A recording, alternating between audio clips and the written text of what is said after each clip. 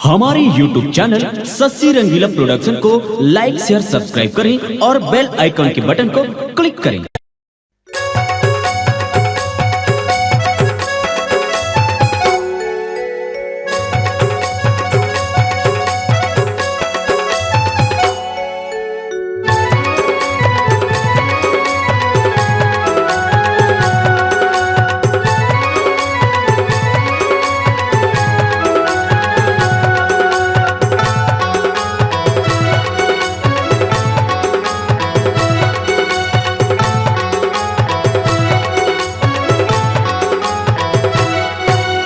भाग के शादी रचाबो मोर चंदा रे, चलना भाग के शादी रचाबो मोर चंदा रे।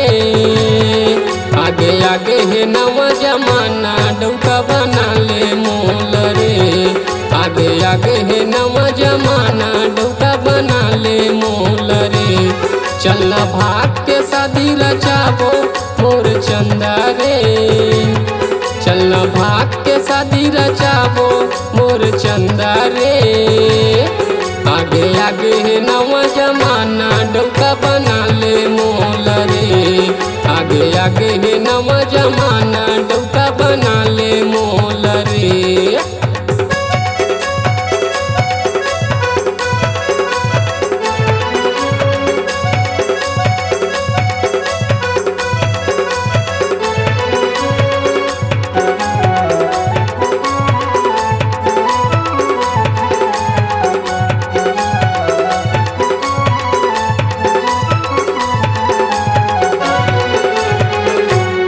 अरे कबले अपन पाछू घुमाबे, कबले तय तरसाबे रे। नहीं मिले दोबारा मौका डौका मोला बना ले रे।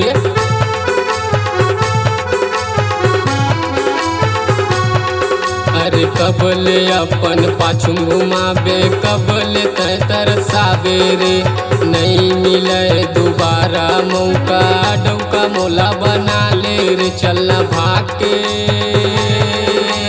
आए, चलना भाग के शादी रचाबो मोर चंदा रे, चलना भाग के शादी रचाबो मोर चंदा रे। आगे आगे है नवा जमाना डौका बना ले मोल रे, आगे आगे है नवा जमाना सैया बना ले मोल रे।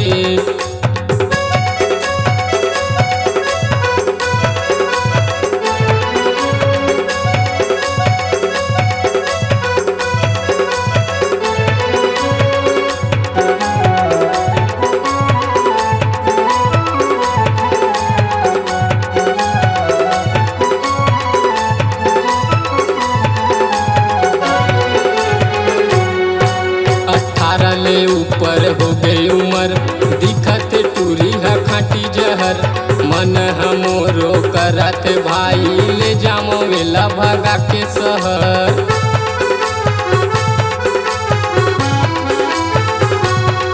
18 ले ऊपर हो गए उमर, दिखत टूरी है खाटी जहर। मन हमरो करत भाई ले जामो वेला भगा के शहर। चलना भाग के आए, चलना भाग के शादी रचाबो मोर चंदा रे, चलना भाग के शादी रचाबो मोर चंदा रे। आगे आगे है नवा जमाना डौका बना ले मोल रे, आगे आगे है नवा जमाना डौका बना ले मोल रे। आगे आगे है नवा जमाना डौका बना ले मोल रे, आगे आगे है नवा जमाना डौका बना ले मोल रे। आगे आगे है नवा जमाना डौका बना ले मोल रे। उभरते हुए कलाकारों को दे रही है नाम, आप भी दीजिए अपनी आवाजों को पहचान। चले आइए Sassi Rangeela production high digital audio video recording studio, मन की मुंगेली। Mobile number 7089366823।